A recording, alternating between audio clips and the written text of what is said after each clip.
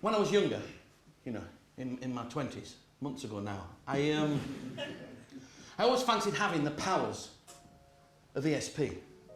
I always thought it'd be really nice if I could tell what somebody was thinking. You know, if I knew what birthday present to buy somebody or what to buy a girl if we went out for a meal, something like that. I just thought it'd be great if I just had these little powers of ESP.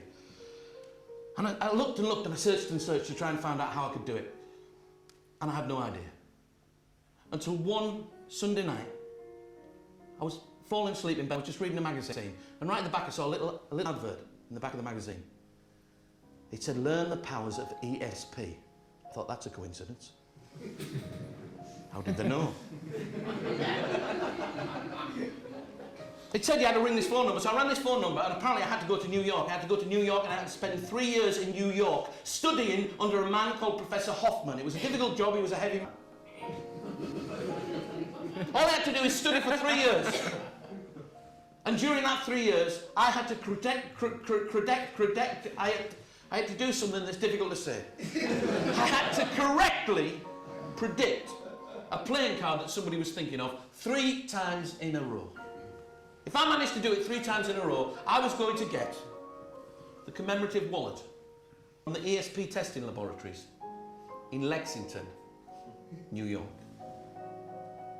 For 3 years I tried, ladies and gentlemen, and for 3 years I failed. But I failed in a very unusual way. You see, somebody would be thinking of the 4 of hearts, and I would name the 5 of hearts. Somebody would be thinking of the 10 of clubs, I would name the jack of clubs. I was always off by 1 card. Trust me, that's annoying. For 3 years I tried, and for 3 years I failed. Until eventually it was time to leave. It was Christmas Eve. I hadn't seen my family for 3 years. Don't mock. I was about to fly out on the 10 o'clock flight. It was 8 o'clock in the evening. I was already late to get to the airport. We were in the commemorative buildings of the Lexington laboratories, where they make the commemorative wallets, strangely enough. My bags were packed. I was about to leave. Professor Hoffman, with a tear in his eye, gave me a hug, shook my hand, and as I was about to leave and walk out the door with my taxi waiting downstairs, he said, John, give it a try one more time. I spent 3 years with this man. I looked back at him, I said, all right, one more time. He jumped up with joy. He was excited. For some reason, he seemed to think it was going to work this time. He rushed out of the office and he searched the building. We were the only people left in. Just one light on the 9th floor, snowing outside. But the janitor, 2 floors above, with a brown dusty coat the same colour as his complexion. He found him and he dragged him down into our office. He'd never been allowed in before. He looked at all the strange charts on the wall. He explained to him what he had to do. Just think of a card, he said. Write it on a piece of paper so you can't change your mind. The janitor thought of a card. I named the 2 of hearts. He was thinking of the 2 of hearts.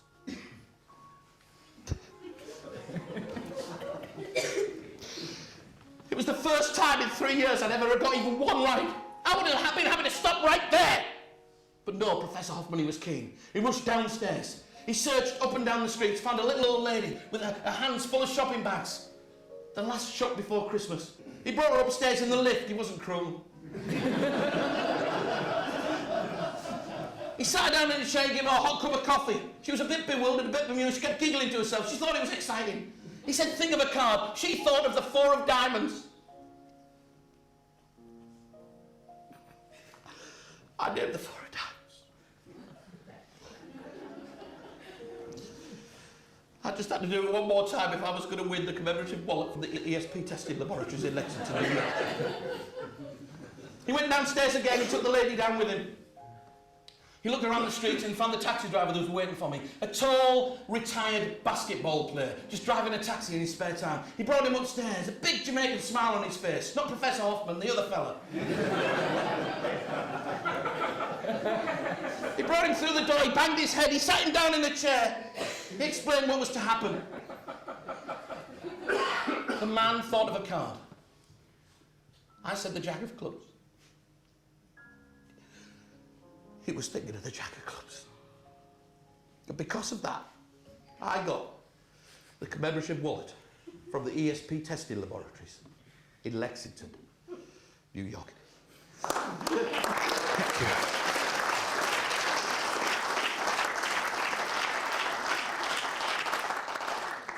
I thought it'd be quite nice if I could try and teach somebody that skill that took me 3 years to learn in a few short minutes tonight.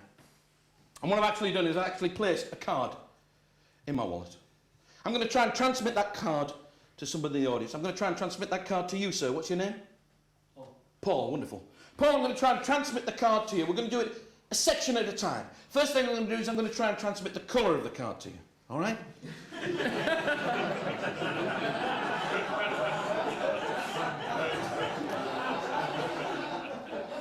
In case people think I cheat, Paul, I'm going to write it down on the pad. Could be a red card, could be a black card. I'm going to write it down.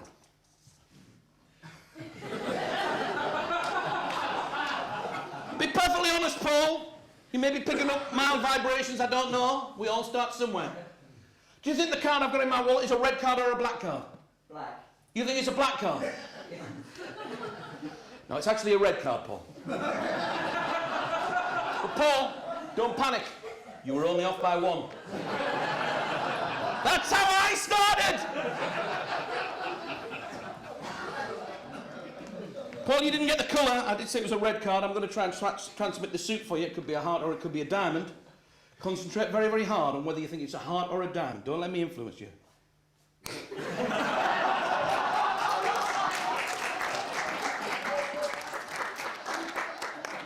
Paul, do you think the card that I've got in my wallet is a heart or a diamond? A diamond. You think it's a diamond? No, it's actually a heart, Paul. You were off by 1.